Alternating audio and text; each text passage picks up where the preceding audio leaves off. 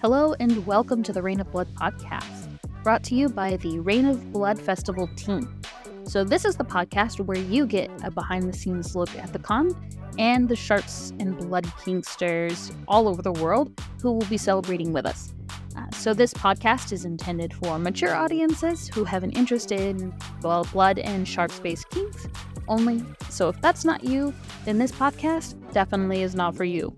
So these are real stories from real kinksters, and so they may contain discussions surrounding things like health, mental health, kink, blood, self-harm, traumatic experiences, and more.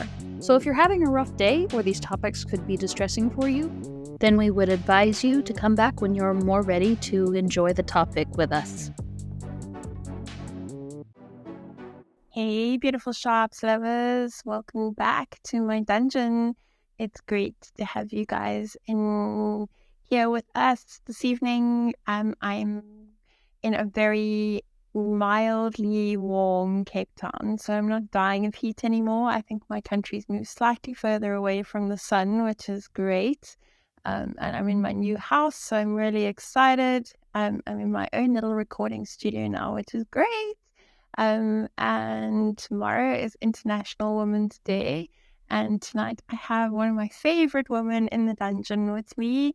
SmArtemis, I'm really glad that it's you before Women's Day, and I'm really excited to chat to you. So welcome, and thank you for joining us tonight. Thank you for having me. I am so excited to be here. And I kind of thought about International Women's Day being tomorrow, but I'm very excited about it. Yeah, it's also Stabby Thursdays, so it's just kind of the all sharp all day kind of thing right now for me. I love Stabby Thursdays. I mean, I've been looking at my needle paddle all afternoon and wondering if I could just do Stabby Thursday with the needle paddle, but I don't have anyone to play with. I'm alone at home, so it's it's not as easy with the needle paddle on your own. So I'm going to either have to phone a friend or I'm going to have to find something else for Stabby Thursdays today, because I don't think the needle paddle on my ace is such a good plan. Not, or, can stop. Yeah, no, the soft stab is probably safer and more manageable than the needle paddle on my own. Do you know what it's like when you get a new toy? I've been waiting for them for ages and I'm so excited. We had them made for Reign of Blood, so I'm so excited they've come out so well. But I just want to play with a paddle. Oh, wow, I can't wait to see that. They're gorgeous. They're black and they have some weight to them this time. The first lot we made felt really plasticky and really light. So I'm quite chuffed they're black and you can put them in the autoclave. And they came with these awesome plastic white screws, so they look really cool. I'm really thrilled with them, so I'm giving myself a big tick. That is me. He's so excited, especially since he's put them in the autoclave. Yeah, the last one I don't think you could have put in anything. The handle was so long it like didn't even fit in my kink bag, and then it was just so awkward. But it was still a great tool. I'm not mocking it. It was just prototype number 1. We've made some improvements. So, okay, enough about my crazy needle paddle. I'm really excited. You're teaching a class for us at Reign of Blood, and you are on one of our panels for self-stab. So that is also just super exciting. So I'd like to talk a little bit before I go into your class and the panel, a little bit about how you got started and what your journey looked like and how you found these beautiful sharp things that make us all smile and celebrate those days. Yeah, absolutely. So I've been in the kink thing for a very long time now. I'm 39. I first got introduced to it when I was 18. I was put on a St. Andrew's cross in a club in Las Vegas, and I had the most beautiful dom just take some lashes at me, and I never looked back. It was the best thing I had experienced in my life up until that point. So my journey through kink has been almost everything, not a lot of zinc, but when I came to needles and sharps, I honestly didn't think I would be, yet, I'm going to say this slightly, that gangster. Because I saw needle play before and I was like, oh, I think, oh, poor. But I saw a photo on SpotLife and it was somebody's Loba card, lots of big out shirts. I'm sure you know. Of course, you know what a Lobos card is. You have many of them. And it was a beautifully symmetrical Lobos card, I believe, down someone's thigh. And I just thought it was so incredibly beautiful. So that photo is what inspired me to start looking into sharks. Um, I read everything I could about it on set, and I also kind of did my own research, finding like on YouTube, reading other stuff through food, learning about skin, and then I went and I ordered my first 5 boxes of needles, and they were delivered to my house. And I actually let them sit there for a few weeks because I was still kind of unsure if I actually like want to do it or not. And then one day I saw another design on FetLife, and I was like, you know what? I'm going to go ahead and do it. So I pulled out my first 5 needles. I believe it was a 27 gauge, a 25, a 22, a 20, and an 18 gauge. And I put each one on the top of my thigh and just instantly fell in love. So from there, I just wanted to learn more, do more, and just, yeah, I love needle play. It is probably one of my favorite like beats or fetishes that I've ever come across in my life. And I really just want to share this with people. When I do get to share it with people, a lot of people are really afraid of needles. They think it's really scary. But whenever they actually get it done to themselves, like by me, like I taught them, or one of the last classes I taught was a 101 class at my local dungeon.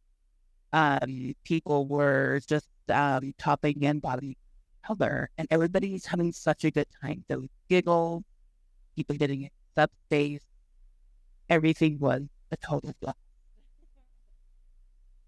I'm so glad your class went well. I'm so proud of you for it. And I know that you were a little bit nervous going into it, but it's so lovely to hear that it was just a happy space. I think that's the one thing that Needles has brought me more than anything else is just this joy and connection between the people playing. It's a very happy,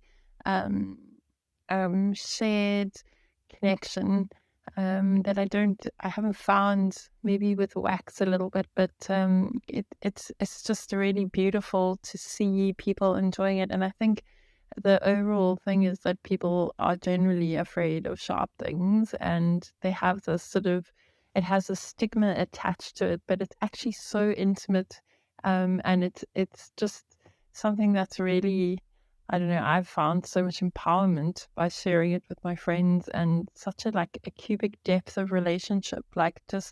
It's really deep. And I've really learned to be present and just enjoy the moment, and yeah, created some amazing friendships through it. So I think that's it's lovely to hear that you're finding joy too, because I think we share that a little bit with everybody sharing the art. And I've definitely, even being miles away in Africa, found this huge connection with players like you, and you've got some players that you play with that I really admire and have followed for a long time as well. So it's just lovely to be able to talk to you tonight and to deepen the connection. And I'm so excited you're going to do a class for us at Red of Blood. Yay, that's fantastic. I'm so proud of you, and I can't wait to watch it. Do you want to tell us a little bit more about what you're presenting for us? Yeah, absolutely. Yeah, I'm so excited about the class.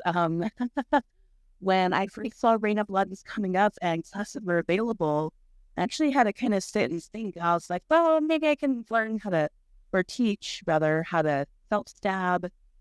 But I think a few days prior, I had done another needle zipper. So I will be teaching Worth It Good, a needle zipper experience, which is going to be all about preparation for needle zippers, which is an act you can do with needles by placing not necessarily string or rope, cotton rope, or we'll just say cotton for now, with hypodermic needles in the body, and then you work it out like a zipper, something to be kind of that would be similar kink-wise would be like a clothespin zipper. That's what people I think are most familiar with. But this is with needles and a string, using it out of the body, and it feels amazing. And it looks amazing, and the adrenaline and giggles that come from it, and the blood that comes from it, like, are just divine. Really incredible. They're my favorite. I'm so glad that there's a class on this, because when I saw this the first time, I didn't have any money to buy a FetLife subscription. So, you would see like pictures of it, and then exactly like you've just described, you kind of think it's like a closed peg thing, but it's definitely not half as sore as a closed peg thing. I've done the closed peg thing once. It's not for me. It wasn't my favorite. It hurt like hell. It stung like hell afterwards. It was pretty sore. It was one of my most epic experiences actually in kink. And the needle zipper is not like that. It's like a release more than a painful experience. And like you just mentioned, the blood is just one of the most beautiful things. We always put a bell on the end of the zipper, so that when you pull it, the bell rings like a little fairy bell, so that it goes ting ting, and you're at the end of all the needles, and the whole room knows. And we were so scared the first time we did it. I don't think we'll ever forget. We cleared the space. We had everybody warned to count needles on the floor, to watch for anything falling off. We were super nervous because we'd never actually seen it done. We'd read a whole bunch of theory on it, but I'd never actually seen it happen. So we were super over prepared, and it was just this complete release and joyous experience rather than something that was hugely painful. And so even the title, like Rip It Good, even though you're ripping it, it's bringing more joy than I think it brings pain. I don't know if you agree with my understanding of it. Well, the first time I did a needle zipper on my own, I had no idea what to do. So the first time, I mean, I do have videos on that. The first time, I mocking Kurt on this podcast. Sorry, what did you say? I didn't hear that. Oh, can my cut on this thing, use a curse word on the 100%. I think by this stage we said a lot worse than curse words. Okay.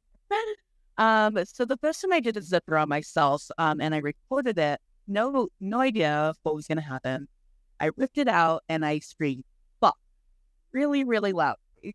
And it was painful. It was a little painful, but yeah, it was a little bit more relief. The second time I did it, didn't scream that very loudly. I actually started giggling afterward. And I just did one recently on my breast. It's actually a double zipper, so I pulled one on each side out, and that was probably that one was more releasing than others. That felt incredible, and I loved it so much. So I don't know. I think it can be a little bit of both, a little bit of pain, but also, yeah, definitely a release. I also love the idea of a bell. I had never thought of that, but I think I'm gonna incorporate that into my zippers now. I think that is so adorable. Yeah, it's super cute, and you kind of know when it's over, and it's become a bit of a tradition for us. So, and it also looks super cute. You know me, I'm all about the art, and I love to add random crap to my needles. I have a really big play box of stuff that I just think needs to be added to somebody's body. So bells are one of one of my fetishes. I'm quite sure. I have an extensive amount of bells for any adult human being. I'm quite sure that there's a special place in hell for me with all my bells. I think I drive everyone mad. Um, that's amazing. So talking about the class and talking about teaching, you've obviously come to some sort of setup and some sort of almost like a ritual before your setup. Do you want to talk to us a little bit about what that involves for you and what's important to you in setup? So actually, I think the routine and the setup is actually probably one of my favorite parts about doing needle play and those zippers and stabs. Um, so what I typically do is if I'm going to do a zipper, for example, I will pick out which needle I want. I will pick out which color cords I want. I will clean my space from top to bottom. I think in America, like I know in England they use flannel for everything, but that's not available here in America. So we use something called cavi wipe. That's what I use to clean my surfaces. And then I would down. I don't know if you've seen my setup, but everything is in a sea of black dungeon. I like to be the cute little stabby daddy in the corner doing my stuff. So I will clean my space. I'll put my pink bits down. I will pick my needles, put them all out, get my sharps container ready, get my alcohol pad, my stencil, my marker, my gloves, lots and lots and lots of gloves. And I will clean my hand. I use something called Hippie Cleanse. It's an antimicrobial and antibiotic hand cleanser. Not only will I clean my hands, but I'll also clean the space of my body to where I'm going to be doing needle play. And then from there, I don't know. I just see what kind of comes to mind and what I want to do that day, or, where I want to put my zipper. I have to keep things in mind, like for work, or if I'm going to go out somewhere, or if I'm going to go into a pool or somewhere where I can do it in my body. For example, I couldn't do my left arm for a few weeks because I knew I was going to be getting tattooed. And I didn't want open wounds there. So, once I have everything ready for my needle, I will kind of just sit down. I actually have a needle stabby playlist that I put on. It's a variety of music. Sometimes I like to stab to movies. Saltburn is a really good movie to stab to if you want a nice, good session. Just going to throw that out there. So I'll put on my movie on my easel. I'll sit there, kind of just get in the space. I will unwrap all my needles. I will choose the part of my body where I'm going to put the needles in. I will mark my body with my stencil, clean it with alcohol, and then I will, change gloves often, obviously. And then I will just take a deep breath and start putting those needles in. Whether it being a self-stab or, I'll gently put it through the cord for a zipper and just kind of go until I feel good. Or if I have a kind of painful all day, for example, last Stabby Thursdays was on leap year, so I decided to do 29 needles. For today, I think I don't know if I'm going to do a zipper, but it is the 10th Stabby Thursday, so I was thinking about doing 10 vape needles somewhere on my body. I often like to play with my needle. I like to press them in my skin. I like to move them around. I just kind of like revel in the like euphoric feeling that I get from when I do like self-stab. It's very cathartic. It's very enjoyable, pleasurable even. And then when I am done or I put all my needles in, I usually just kind of like let them sit. And with the thumb, I realize what I'm looking at my art. And then if I am doing the zipper, I usually do a big inhale and I'll rip it out. If I am doing a self stab, I have a routine of putting them in, taking them out from where I first put them in. So I usually go from bottom to top, not top to bottom. That's just what works for me. And then just kind of enjoying the blood flow that comes with it. I think that has to be one of my favorite parts, is definitely watching the blood happening. I love to draw things with my blood. I like to draw things on other people with their blood, and just kind of watching it go down, do its thing, let it dry.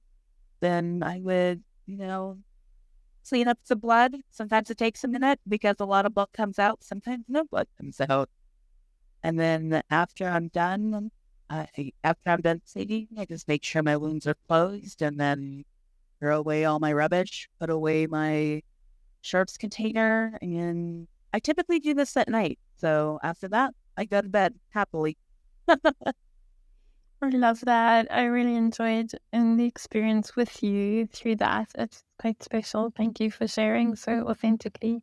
There are a couple of things I really loved about that. First of all, the pink. I'm sold on the pink.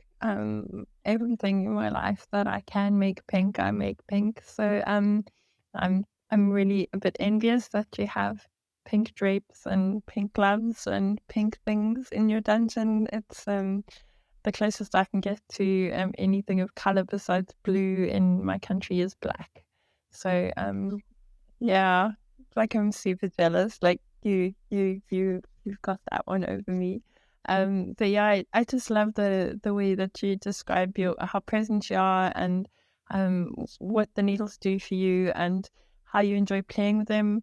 I absolutely love the feeling of different sensations over the needles. We've been playing a lot with different sensations. The one that I will highly recommend is if you take a vibrator and you put it into a surgical glove and then use the vibrator over the needles.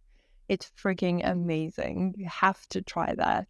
It's like a whole new spicy, nice vibration. It's incredible. So I absolutely love the vibrator. It's my new favorite thing over needles. And we took a bit of a high pressure hose over quite a intense stencil, and we blasted it with the ice cold water. It was really interesting. Like, I don't think I've downloaded that in my head 100%, but I love different sensations over the needles. So playing with the needles for me is a big part of it. It makes the art like this 3D experience because you can add different sensations to them, and I just love that. So even if you just add a pull or a vibration or even cold, I've got a flogger that's made of chain that I freeze, and then I just put the frozen tassels of the flogger over the needles, gently pull them up and down, and they sort of bump over each one of the little indents. It's just the most incredible feeling. Like I think the skin is such an amazing canvas because it's got this entire sensory response of its own, and you can challenge that in so many different ways. So I'm just absolutely loving that about needles at the moment. Like, you can make the art and then you can make it even more like 5D almost. Like, it's like, I don't know, it's my new obsession at the moment. I've been playing a lot with that. But I'm I won't bore you with that. I will go back to my panel questions because you're on a self-stab panel, which is something that I've only really like recently got into. Like I've always done a couple of self-stabs, but I've never really embraced it until this year. This year I've really embraced the self-stab thing and I'm absolutely loving it. So I completely relate to not putting it in places where people can see. And the only problem is like I've sort of run out of canvas. There's not many places that I can reach with that I can get a lot of needles into, which is makes it challenging. Like I really wish I could reach my back. That would be a huge bonus in my life. I agree there. Yeah. So first, I started self-dabbing because there was no one in my area that I knew of did needles. So it was really my only option. And then I kind of like go under the philosophy that, I would never do anything to somebody that I haven't done myself. So I like practiced on myself and practiced on myself and practiced on myself until I felt comfortable doing it on somebody else. And all those experiences sort of stick. But then you also learn that everybody's skin is different, and that's kind of fun too. But yeah, like the sensation play you were mentioning, that sounds incredible. There is one I want to try. Our lovely Sadistica that does amazing needlework. One thing I saw was that she actually eats the end of the needle and pulls it back, and it's supposed to give like a snap crackle. And I kind of want to try that.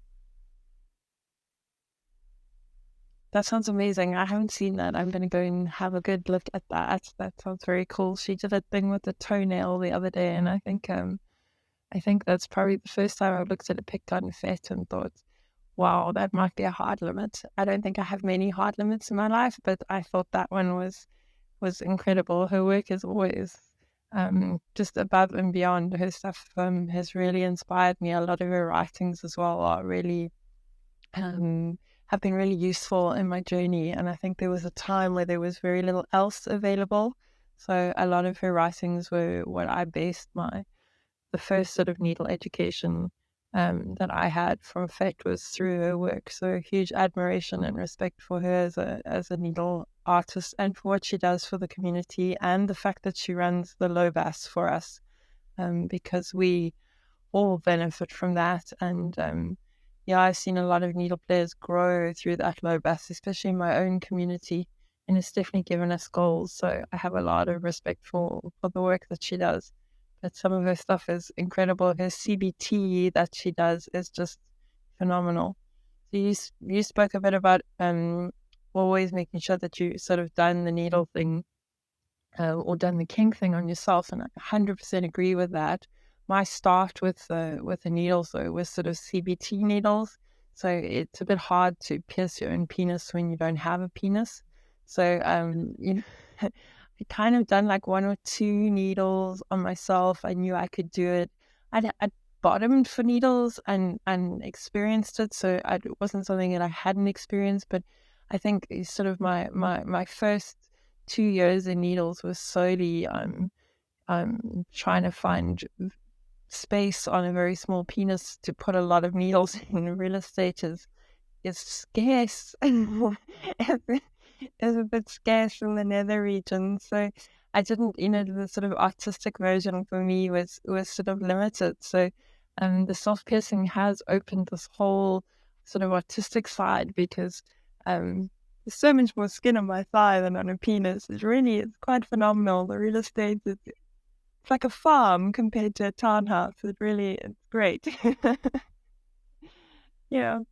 So so we talk about sharing this, and you shared something that I hadn't heard before, and I've stolen it. You said you do needle tastings. I loved the way you expressed that. I thought that was really beautiful. I haven't heard that in the community before. I thought that was a really lovely way of expressing that you're going to let somebody experience the kink for the first time. What happens in a needle tasting? Right. So I can't give credit to that. I can't give credit to that term. um, that's something my local key New Mexico Leather League, that's what they had called them. So like, people could do cane tastings or panel tastings, and then they said, "Do you want to do needle tastings?" And I was like, "Absolutely." So what I typically do with a tasting is, first, I have someone fill out a questionnaire because, you are negotiating. This is rack and prick play, probably more rack. I don't know. It depends on what you want your philosophy to be. But just, get to know the person a little bit better so they know what we're going to be doing, in fact, even though we're doing it as full.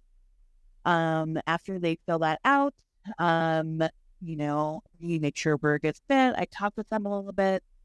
And what I do is I get out every single gauge of needle, hypodermic needle specifically, that I own. So I have everything from the 27 to a 14. And depending on if they have someone to help them with aftercare, we decide where we want to do the needle tasting on the body. So, say, for example, they don't have somebody to help them with, body aftercare. I would be doing the top of their thighs, but a lot of the people who I did navel tastings with wanted them on their breast, because that's really easy to take care of.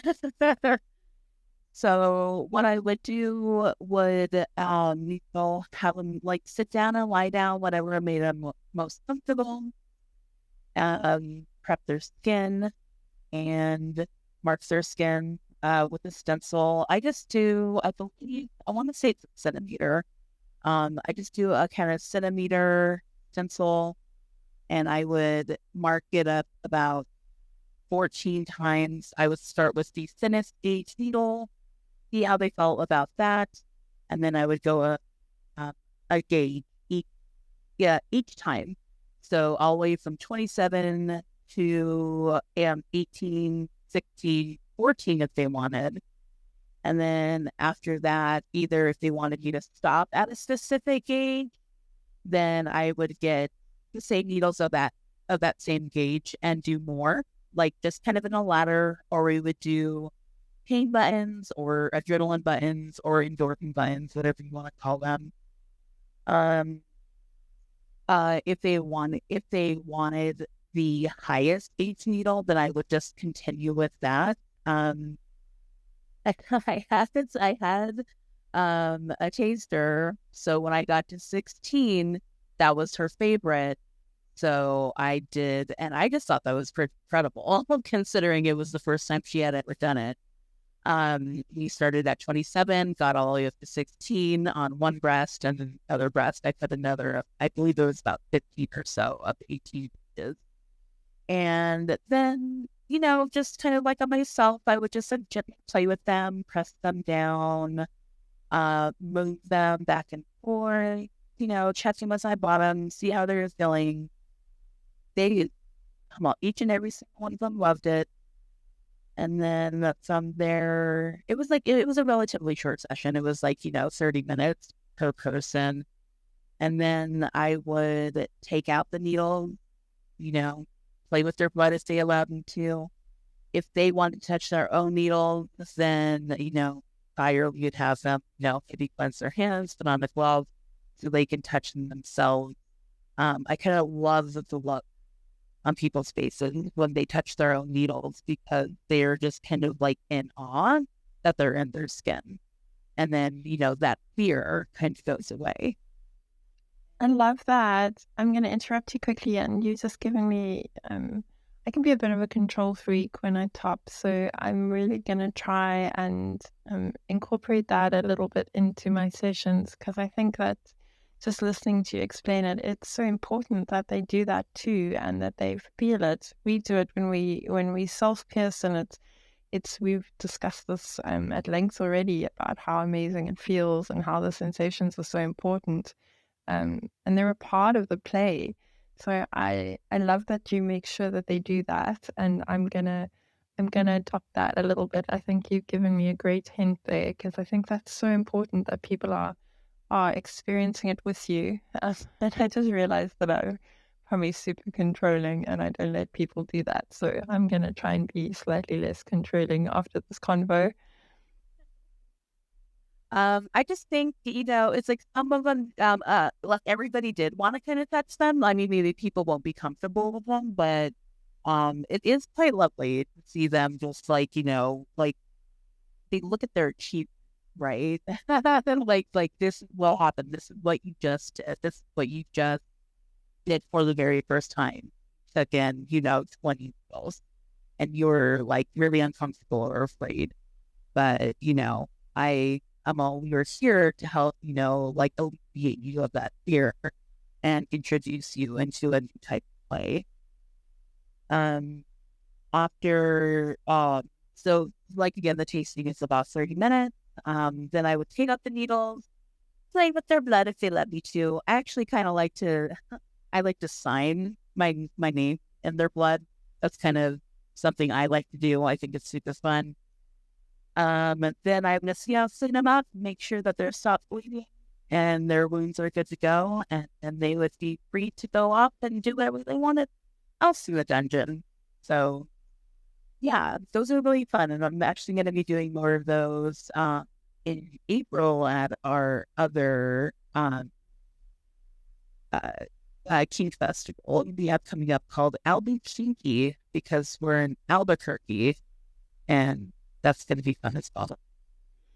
I love that. That's such a clever idea. I think that's a really great way of making it accessible to a whole bunch of people. And I mean, obviously other people get to watch at the same time. So I think that's a great way of making it accessible. It's not a kink that's very open in my community. We're very privileged to have a great group of people that has grown, but it's something that they come specifically to do needles at. We are a bit of the pariahs in our kink community at open events. Most of our events will specifically state no needles or no sharps and no blood. Right next to no bestiality and no scat play, which doesn't make you feel very welcome. So, but it's getting better. Right here to get on anybody's yum, but not the same. Yeah, like I always look at it and I'm like, yeah, could you just like put them on different lists at least, and then we won't feel so judged by the end of it. But yeah, it's getting better, but it's a fear thing. And I have learned from listening to all these interviews and all these people talk, that we have as much right to be in the space, and it's such an intimate experience between two people that allowing other people to see that is their privilege, and we mustn't be ashamed to claim our space. So I'm adopting that as well. Hopefully, it doesn't get me banned from certain venues, but we'll see if we can change it. It is changing slowly, and we are having a better response. And hopefully, after Rain of Blood, people will have a bit more education here as well. So, but just listening to how you guys are doing it over there it's quite liberating for me, because it's something that we don't get to see or experience here. So, yeah, like I'm super envious of you and your pink doing your needle tastings in public. I do feel really lucky. Like we are building like a really strong community. I love our community. I think it's like fantastic. And I really like, I'm not the person to go to for, I mean, for needles, maybe not yet, but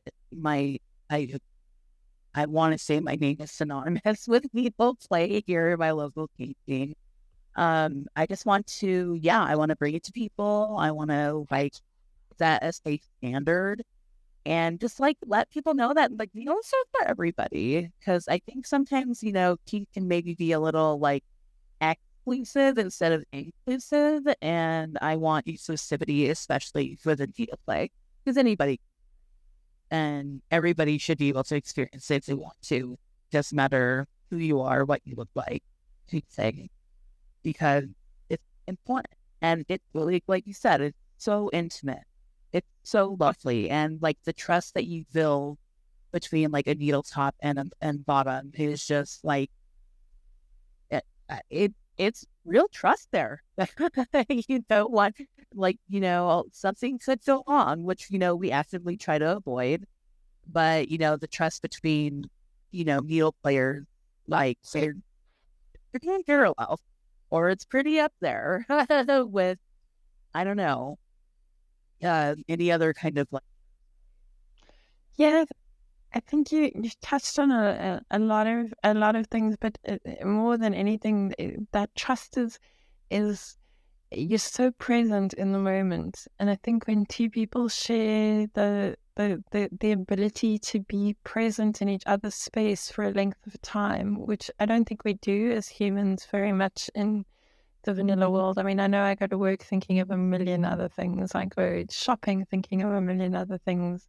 I often go to lunch with my friends and I'm thinking of a million other things. But when I'm doing sharps or I'm having sharps done on me, I'm thinking of that moment. And all the white noise stops, all the chaos stops. There's nothing else that really matters. And I think sharing moments like that allow the intimacy to develop because you're actually really with each other.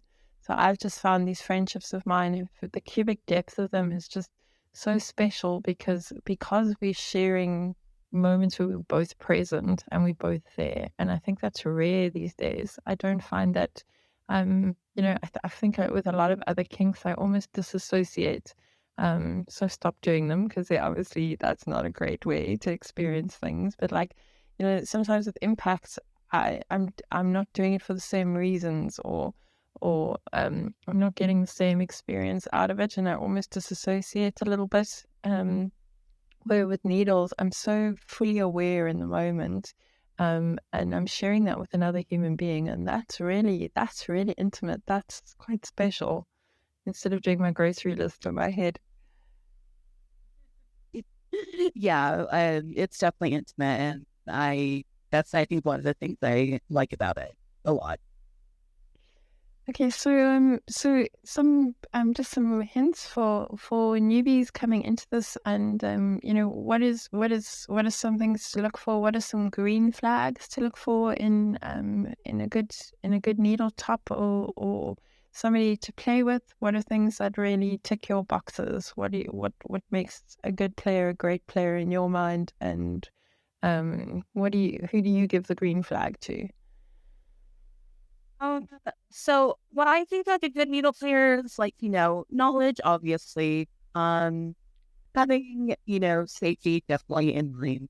Uh, your top should answer your questions. If they can't, right away, then they should definitely get back to you. If they don't, 'cause not everybody can, like, answer this right away. I do questions all the time, and I'm like, let me get back to you on that because I'm not too familiar with that. Um, you know, having your best, like your safety in your house in mind, just because, you know, just it is risky play, but but it's also very beautiful play. Um, for I don't know, make sure that, yeah, your skin is prepped well. Make sure hairs are washed. Make sure the needles are bought from a reputable supplier. Make sure there is a plan in case an emergency happens. Um, when I teach my classes, you know, I show what to do in case there was an accidental stick. What to do, what not to do. Have a first aid kit available, smelling salts. Uh, you know, I don't want to say prepare for worst case scenario, but even prepare for worst case scenario. And I don't want that to be, like defeating in any way, but, you know, it's something to prepare, uh, for this type of play. Please do not use sewing needles or safety pins. That is the red flag right there. Um, Those are great. Those are really like there's so much to say. For green flags. yeah, but those are great. I think the research thing, like I think both parties need to be doing their own research. I always feel like the best players are players that come to me with their own ideas, with their own questions, with their own information, and they share that with me, whether I'm topping or bottoming with them. Like those are the players that make me feel comfortable, and I really enjoy collabing with because it means that they have a vested interest. I don't feel so much like a service top, or I feel like they're not just offering me a service. It's actually a bit of a relationship thing that's happening. Um, and then having a contingency plan. Like shit goes wrong. We are human. We're not perfect. It's at some point shit is going to go south, and you need to have a plan. And then I teach a lot of needle stick. It's something that I really I battle. I think because I battled to find it when I first joined the community. It was like everybody spoke about needle stick, but nobody had a video on how to do it or what it looked like, or you could read the theory, but there was no sort of active information. And then I found one, I think on Sadistica's profile actually. And I was like, yay! And then I made everybody practice it in my dungeon. So now it's like a standard thing for us. Like we open with needle stick, and that also like that. It just needle stick as a process itself. Like there are risks involved with cutting the needle. There are risks involved with pulling it out backwards with the cut edge through the wound. It carries its own risk profile to do that. So having these conversations is super super important.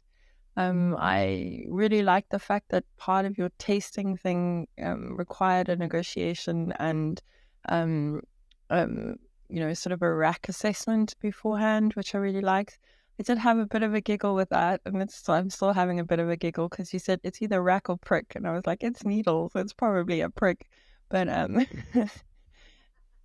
yeah, I so I definitely love your approach, and I think it's really authentic and it's really realistic, which I think I found through most of the players that I've spoken to is that there's sort of a realism in the fact that like this is not something we should be doing. This is not something that is considered sane or safe.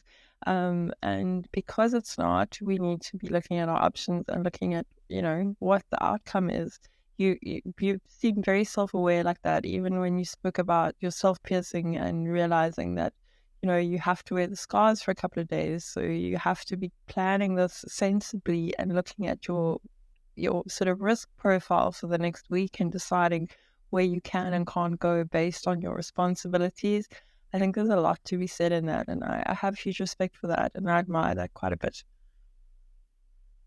Yeah, I definitely, I want to do something, I want to do it right. I'm losing you a little bit. Sorry, you got very soft. I'm so sorry. I just said, I just believe like if I'm gonna do something, like I want to do it right. I'm like in it, when it. I want to eliminate as much. I love that. I've got a lot of time for it. So the one question that I have been asking most of our presenters and most of our panelists, and it has nothing to do with needles, but I even managed to get the Carney to answer this. So you unfortunately are not going to be spared. But I want to know what pajamas are your favorite, and that you choose over all your other pajamas. Pajamas.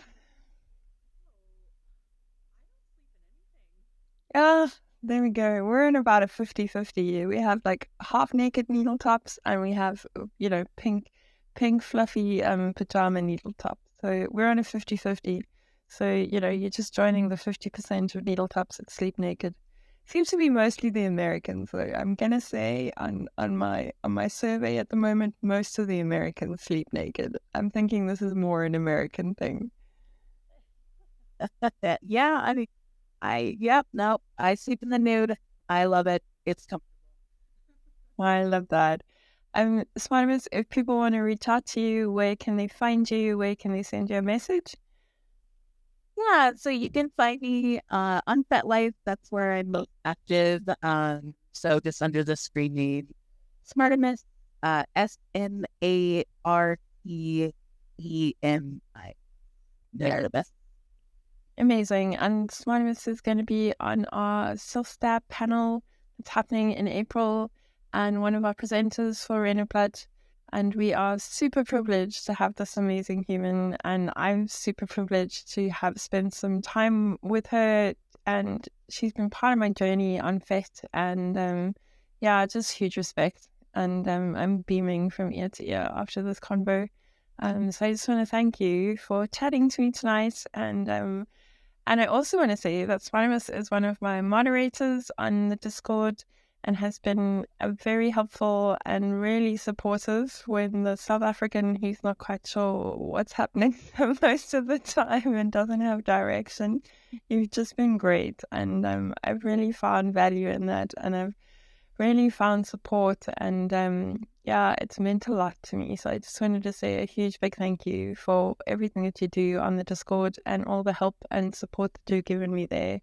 We have such an incredible little team, and you ladies really just, yeah, this was a bit of we weren't quite sure how big it was going to get or where it was going to go, and I think we were all a little bit surprised at how at the response. So just having the backup from a whole bunch of really cool ladies has been revolutionary in my life. It's made my world better, and it means a huge amount to me. Thank you. Yeah, absolutely. Thank you. Like Rain of Blood is going to be such a great event. I love that we're ran by them and them. I think it's absolutely spectacular. And yeah, thanks for just having me on. And I love moderating, and I keep this and like, it's going to be great. And Rain of Blood is going to be fantastic. Oh, I'm so excited. And for those of you who don't have your tickets yet, you better get them and have a look at our panels. Our panels have all been announced this week. There's some more podcasts from these amazing humans. You can have a listen. If you need any other information, reach out to us on FitLife or send us an email. Yeah, and we are so excited. We're counting down the days. And to all the beautiful women and all the beautiful women sharps players, we hope you have the best sharp International Women's Day, and that you get thoroughly spoiled, and that you keep listening to our podcast, and that you come back next week, and that you stay sharp. So lots of love and kitten kisses from me in South Africa.